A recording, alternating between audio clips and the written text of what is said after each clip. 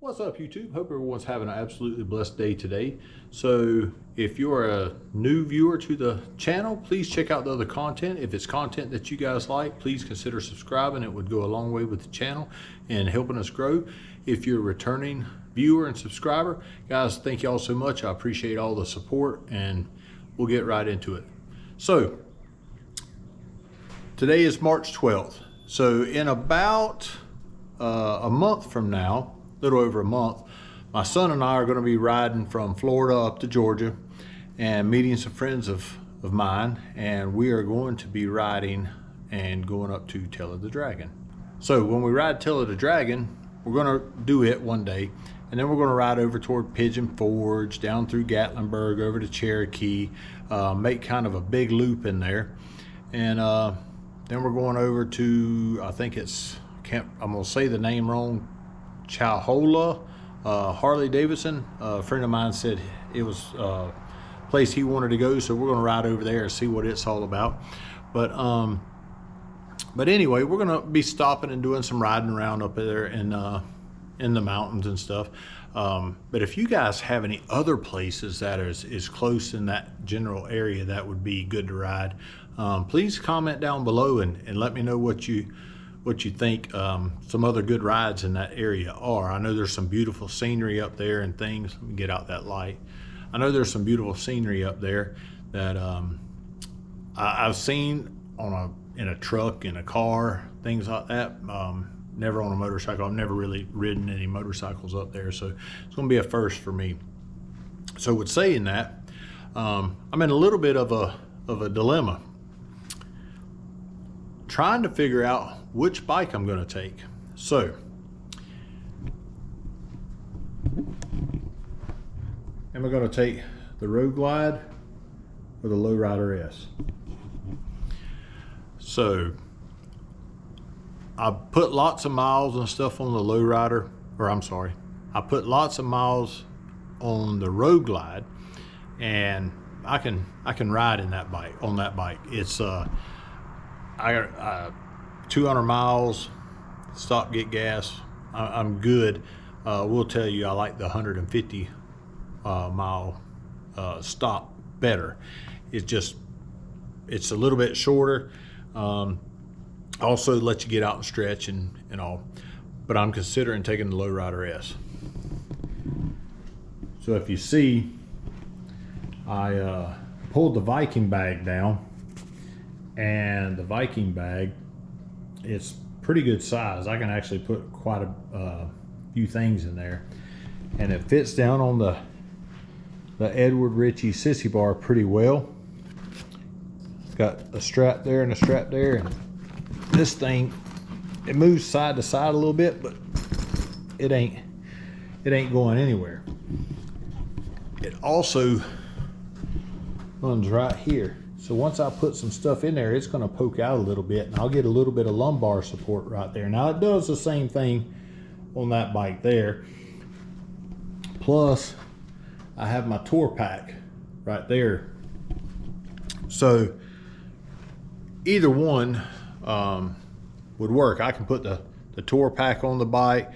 I can switch over, put my other seat with the backrest and all on it. But I'm also thinking that this may be a little bit better. Now this Viking bag, I've used it before, and I haven't used the, let me pull this all the way down.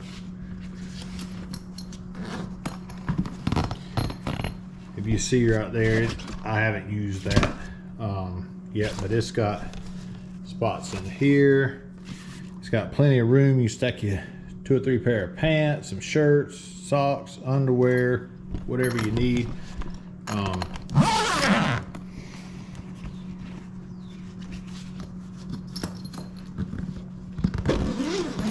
Sorry about that. Whatever you need right there. And this thing it's got pockets on the sides. If I need more storage, I've got that piece up there. I'll actually strap down here, and that piece goes on top, and it'll be about that tall, and you can put other things in it too. but I'm really considering taking the Lowrider S. I got one caveat though. So when I ride for a little while, or if I keep my arm bent, my right arm, these three fingers right here go numb quite a bit. So as I'm riding, every little bit I gotta throw my hand down and shake it out. And as you know, this bike does not come with cruise control. So I have one ordered. I'm gonna install cruise control on this bike, so that way while I'm riding, I can throw my arm down and kind of shake it out like that a little bit and get the blood flowing back to those three fingers. But these three fingers go numb on me probably after about 30-45 minutes of riding, and just keeping that like that. Even when I'm not riding, if I lay down, or I got my elbow bent and I got my arm laying on my chest, or I got my arm, you know, kind of elbow bent and kind of laying there, these three fingers will go numb. They've done that for years and years and years. It's not that big a deal. It doesn't bother me that much. But when I'm riding, that's your throttle hand. So every once in a while I have to shake and get the blood flow going back. But if I can get cruise control on it, on the bike, I will be probably taking that bike for it. But is the Lowrider S that better bike for that type of ride? Now, I've seen lots of baggers and stuff like that on the Dragon, and the Dragon, I don't know, I've never ridden it. It's 11 miles. I'm thinking 30-35 miles an hour. I may be 20 minutes, 25 minutes on the Dragon. That may be really long too. It's not that far of a ride. I think it's like 11 miles. But I'm thinking it's probably gonna take, I don't know, 20 minutes, 25. I don't know. Somebody please post in the comments down below and let me know. But anyway, I haven't done any real long rides on the Lowrider S, on the Softail. I've done them on the Road Glide. I've done the 1,000-mile Iron Butt Challenge. Iron Butt Association, World's Toughest Riders, right there. So I have done that. And on the big bike, Touring, it's no big deal. But I'm also considering just taking the Lowrider S if I can get the cruise control on it. Maybe it'll be here in about a week or so. I've got a couple things to do to the bike. I want to get the cruise control on it. I want to get it serviced. They got to flash it to be able to make the cruise control work. And I'm also going to be having a tune put on the bike. Now, I'm going to go with a Harley tune. I know they're not the best. I know there's better ones out there. The bike's still under warranty. I do care about the warranty a little bit. A lot of people don't, and they just go do whatever they need to do and call it good, which that's perfectly fine. That is your bike. I like having the warranty. My bike also has a lifetime powertrain warranty. So with that, I really don't want to mess that up too much. So I'm just going to go with the stock Screaming Eagle, the Screaming Eagle tune on the bike and go that route. But I'm really considering taking the Lowrider S, so if I get cruise control on it. So if you guys have any tips for taking longer trips on your Softail lineup versus the touring bikes, please let me know.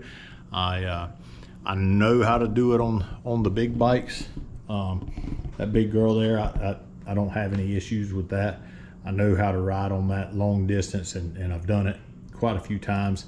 This one I haven't done so much. I've ridden a couple hours, I've ridden a couple hours at the time on this one, and it's not bad. I just don't know what it's going to be like going such a further distance on this bike versus this bike. So anyway, if you guys have any tips or anything different I need to expect or take into consideration riding on the Lowrider S versus riding on a bagger, please put the comments down below and give me your tips. It would definitely help me out some. And I'll post another video when we're a little bit closer to when we're going to leave. But right now it looks like it's going to be around April 20th. We're going to leave here. We're going to go up. We're staying up in North Carolina, and then we're going to go get up the next morning on the 21st, I believe is a Friday, and we're going to be at Deals Gap. I think that's what it's called, Deals Gap, up there that morning, probably around 7:30ish or so, and ride the Tail of the Dragon that day, and then go spend the day riding and all. So maybe I'll get to run into some of you guys while we're up there. But anyway, again, if this is your first time to the channel, please consider subscribing. It would definitely go a long way to helping the channel grow. If you're a returning subscriber and viewer, guys, I appreciate y'all so much, and I hope everyone has an absolutely blessed day.